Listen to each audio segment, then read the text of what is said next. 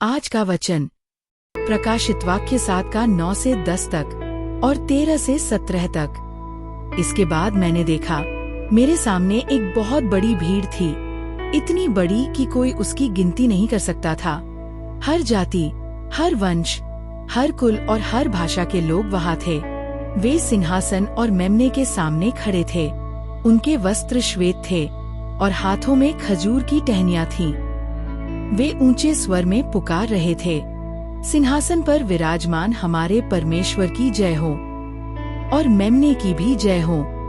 फिर उन प्राचीनों में से एक ने मुझसे पूछा, ये श्वेत वस्त्रधारी लोग कौन हैं और ये कहाँ से आए हैं? मैंने उत्तर दिया, मेरे प्रभु, आप ही तो जानते हैं।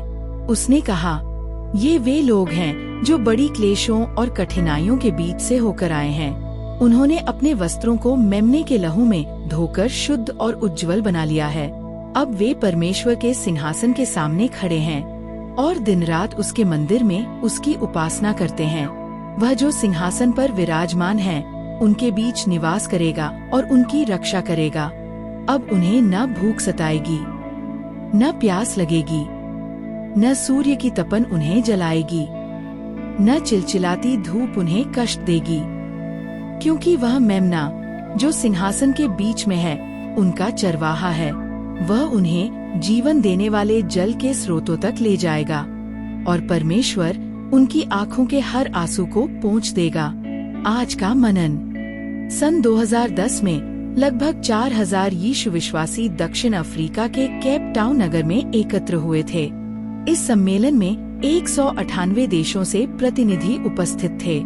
यह सभा उस समय तक की सबसे बड़ी मसीही सभा मानी गई जब से यीशु पृथ्वी पर चले थे। एक दिन ऐसा भी आएगा जब किसी सभा को प्रतिनिधिक होने की आवश्यकता नहीं रहेगी, क्योंकि सभी विश्वास करने वाले एक साथ होंगे। यूहन्ना ने परमेश्वर से प्राप्त दर्शन में उस दृश्य का वर्णन किया है। मैंने देखा और देखो, मेरे सामने एक बड़ी भीड़ थी जिसे कोई गिन नहीं सकता था। हर देश, हर कुल, हर जाति और हर भाषा के लोग सिंहासन और मेमने के सामने खड़े थे और वे ऊंचे स्वर में पुकार रहे थे, सिंहासन पर विराजमान हमारे परमेश्वर की जय हो। हमारी स्थानीय मंडलियां अक्सर परमेश्वर के अनंत राज्य की विविधता को पूर्ण रूप से प्रदर्शित नहीं कर पाती। कभी यह हमारे नियंत्रण से बाहर के कारणों से होता है और कभी हम केवल उन्हीं के साथ आराधना करना पसंद करते हैं जो हमारी संस्कृति, पीढ़ी या विचारों से मिलते जुलते हैं। परंतु जब हम उन सुंदर भिन्नताओं को स्वीकार करते हैं जिन्हें परमेश्वर ने अपने बच्चों में रखा है, तब हम वास्तव में उसे आदर देते हैं। ये भिन्नताएं उस स्वर्गीय सभा की झलक देती हैं, जहां यीशु के बलिदान पर विश्वास करने वाले सब लोग एक साथ उसकी आराधना करेंगे। मनन और प्रार्थना। आप अपने से भिन्न लोगों को और अधिक प्रेम पूर्वक कैसे स्वीकार कर सकते हैं? उनकी भिन्नताएं आपको परमेश्वर के स्वभाव को समझने में कैसे सहायता कर सकती हैं? प्रार्थना। हे परमेश्वर, धन्यवाद कि तू मुझे उन लोगों के साथ आराधना करने का अवसर देता है जो मुझसे अलग हैं, अभी भी और आने वाले अनंत काल में भी। आज की सीख। वह मेमना जो उनका चरवाहा है वही उस विविध भीड़ के गीत का केंद्र है। यह चरवाहा मेमना सिंहासन के बीच में होगा और अपने झुंड को जीवनदायी जल के सोतों तक पहुंचाएगा। ये वचन दाऊद के चरवाहे के गीत, भजन 23 और यीशु की उस शिक्षा की याद दिलाते हैं जो उसने यूहन्ना 10 में दी, मैं अच्छा चरवाहा हूँ।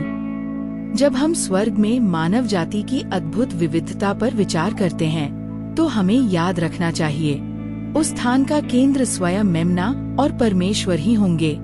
मेमना हमें मार्ग दिखाएगा और पिता हमारी आँखों के आंसू पोंछ देगा।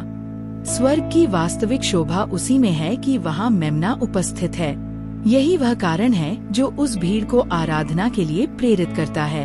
जब हम पृथ्वी पर भी परमेश्वर के बच्चों की विविधता को अपनाते हैं तो यह हमें उस दिन की याद दिलाता है जब हम सब स्वर्ग में मेमने की आराधना एक साथ करेंगे।